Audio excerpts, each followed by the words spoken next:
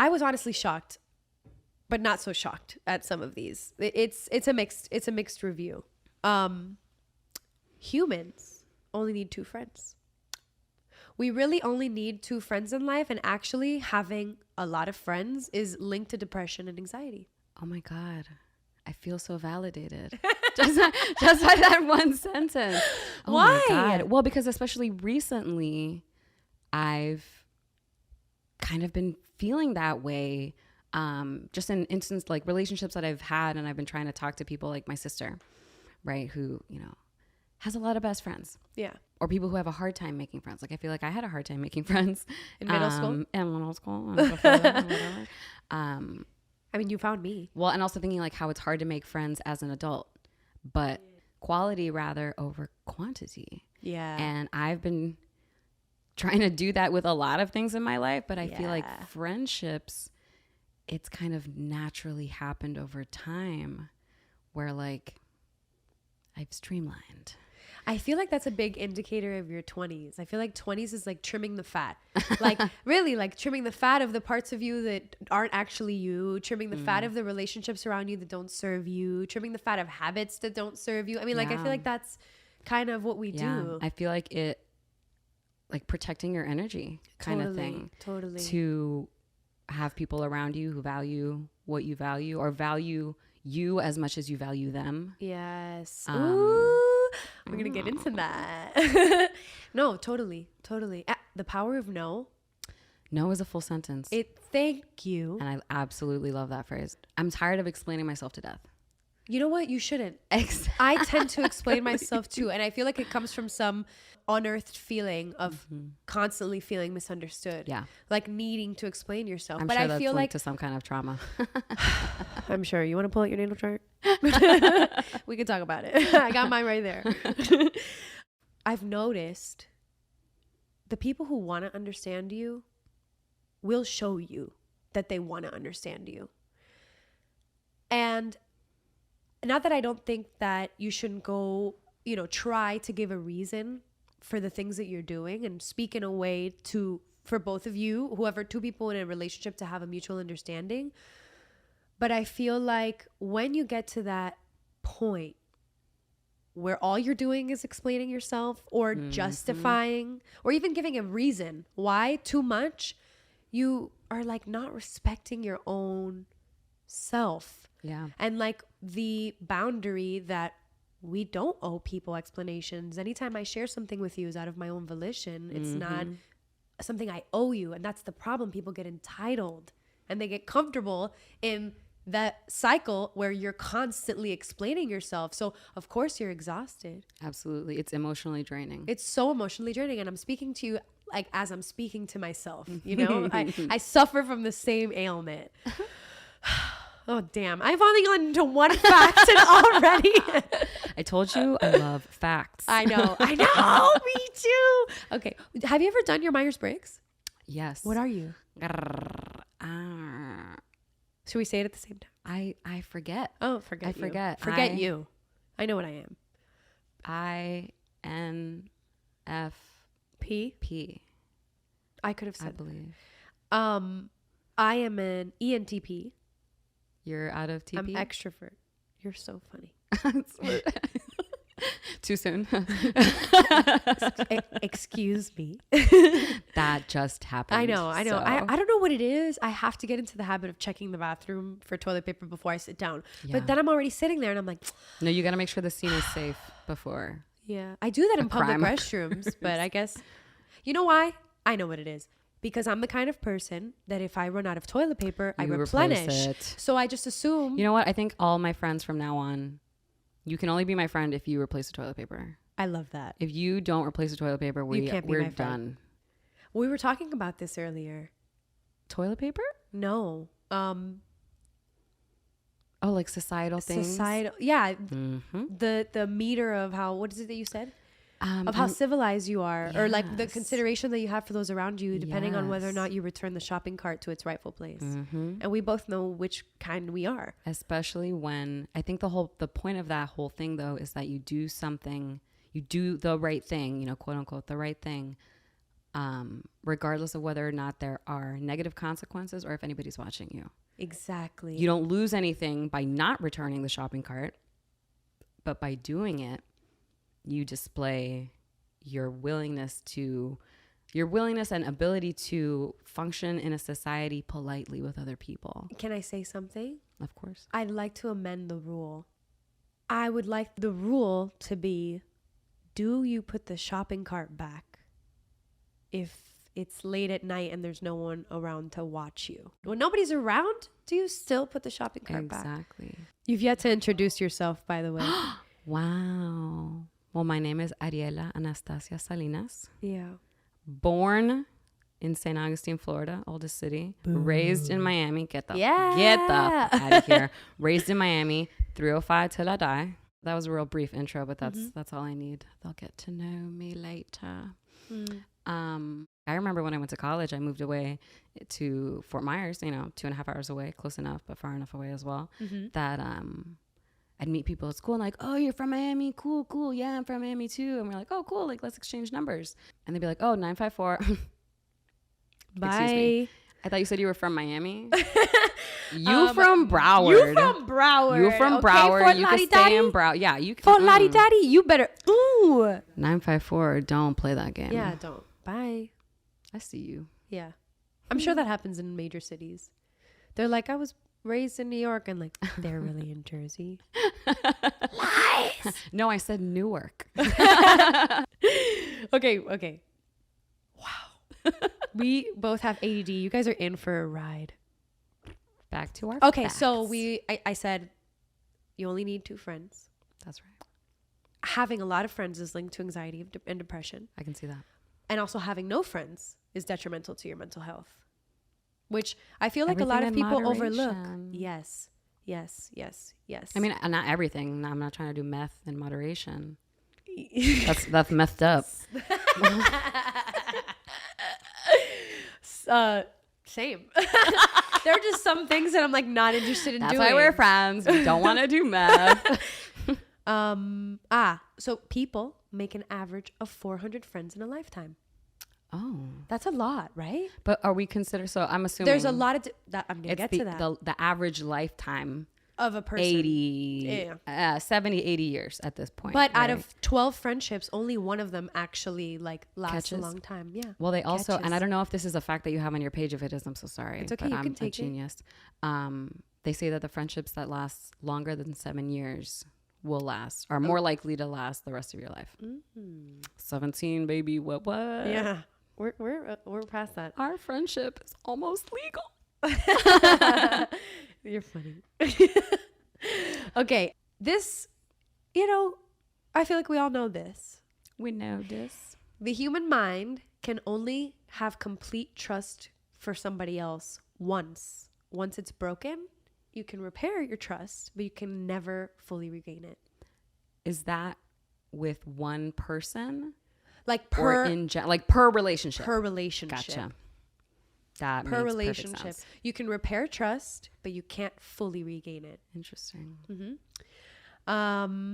Animals, not only do they have friendships and can form lifelong friendships, they can also form lifelong friendships with individuals of other species. Oh, absolutely. I have 2 dogs, 2 cats, 3 chickens. And the black kitten, Margarita, she was like a little street thing.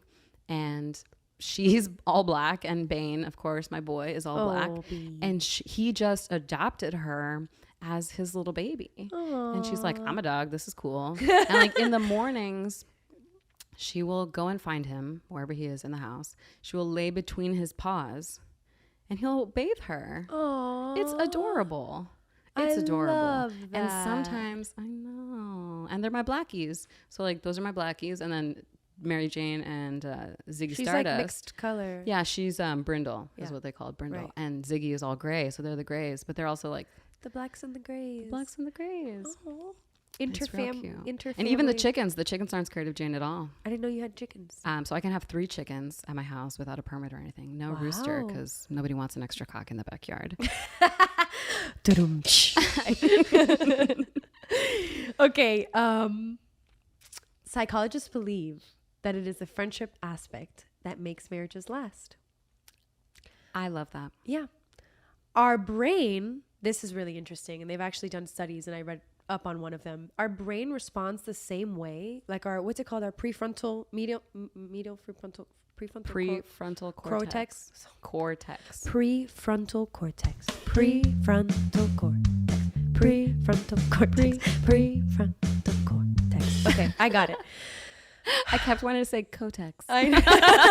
Prefrontal cortex. Okay, our prefrontal cortex. Our prefrontal cortex. Okay, our brain. Was it worth it? No, not at all. Our brain responds the same way to oh man. Our brain responds the same way to danger, whether it's us in danger or a friend or like someone we care about, but friends included. Oh, yeah. Sweet, right?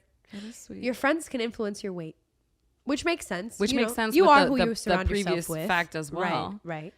If you're emotionally eating, I'm gonna emotionally eat with you. Yeah, I'm a good friend like that. Hello. Okay. When faced with a major illness, having a good social network can better position you to survive, which we all know. Absolutely. Here's where it gets important. All right. There are 3 types of friendships and 7 types of friends. Okay. Okay. The first kind of friendship is friendship of utility, which is kind of, they're all sort of self-explanatory. Mm-hmm. It's a friendship between you and somebody that you have in your life for a beneficial reason, whether you're useful to them or they're useful to you. Second, which I feel like I have a lot of these, are friendships of pleasure. Mm-hmm. People who you have as a friend because you enjoy each other's company. And the third kind of friendship is what they call friendship of the good, which is a friendship like ours with mutual respect and admiration. Now, the 7 types of friends, first being the lifelong friend, you know, the one that you essentially go through life with, that witnesses the becoming of who you are, the creation, fat, middle, meat, and ending of your legacy, hopefully, you know, which I think is so beautiful. You've already seen me go through so much. Oh my God. I mean, obviously you remember me at that age. I was a very rectangular and awkward child. And I thought you were super cool. I know you did. And like you thinking that I was super cool kind of made me think that I was kind of cool too. You are super cool. I'm okay. That's so funny. Because I was a year younger than you, I had that like looking up to you. I was like, oh, she's in the 7th grade, you know, because we met when I was in 6th grade. And that's that 1 year we were talking about. Yeah. And I thought you were just the coolest. What was I like? Dude, you were great. Yeah. You were great. No, I mean, the way how do you remember me? Like, if you think of me at that age. You seemed very, even from a young age, you seemed very sure of yourself. Yeah. And not in a shitty way. You were a gem. Yeah. You were a gem. You were cool. You were nice. You weren't shitty to anybody. You weren't because like I've had like now that I'm older, I've had some people be like, you scared me. Yeah. At that age, like I did not like. You had that like, don't fuck with me attitude. And you know what it is? When I see that, I don't know if it's like my mom being a therapist and me understanding. Trauma, baby, trauma. No, but it just made me want to get to know you more. Just the fact that you exuded this don't fuck with me energy. There was a lot of people who couldn't look past that. And I was like, she's probably so dope. Just protecting that shit from all you fuckers who ain't cool enough to see the difference. Yeah, I definitely did not think I was cool at all. Yeah. I did not think I was cool Just at because all. the people around us lacked taste doesn't mean you weren't a star. You're amongst the carbon. Fantastic.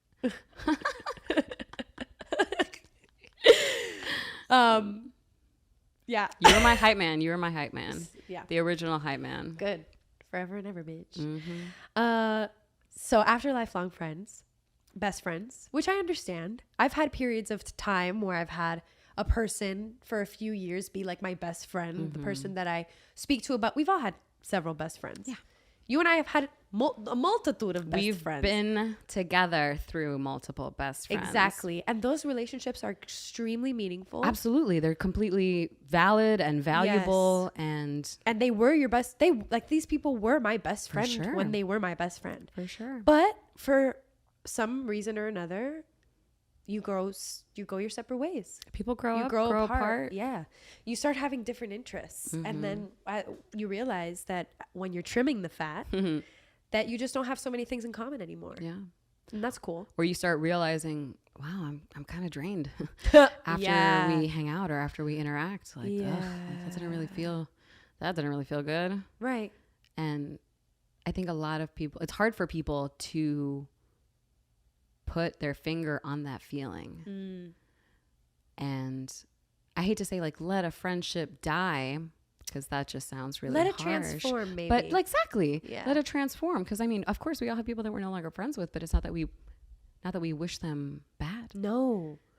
That's the thing. And also, dude, I have hung on to so many friendships, and you know what I'm talking about, out of a feeling of duty. Yeah. Out of feeling like I've been your friend. You said duty. Yeah. Yes, but out of duty. And feeling like, okay, I'll give you an example. I've been your friend for 10 years. We've lived all this together. We've gone through so much together.